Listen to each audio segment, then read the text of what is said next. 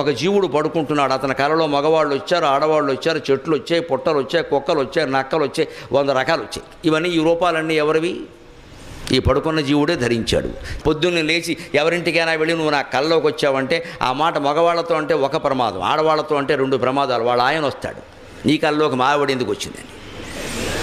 ఎందుకు వస్తారండి? వాళ్ళ ఇంట్లో వాళ్ళు ఉన్నారు, మన కల్లోకి ఎందుకు కానీ వచ్చారు. నేను సాయంత్రం 4-5 మధ్యలో ఒక ఆవిడ నాకు ఫోన్ చేసి నాకు మీరు కల్లోకి వచ్చారండి. నయ్యం మా ఆవిడ ఇక్కడ లేదు కాబట్టి సరిపోయిందన్న.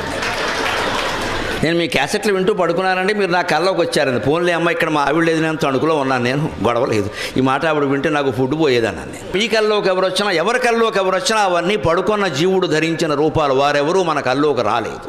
అందుకే కళల ఫలితాల గురించి ఆలోచించడం మూర్ఖత్వం, వెంటనే వదిలేయాలి.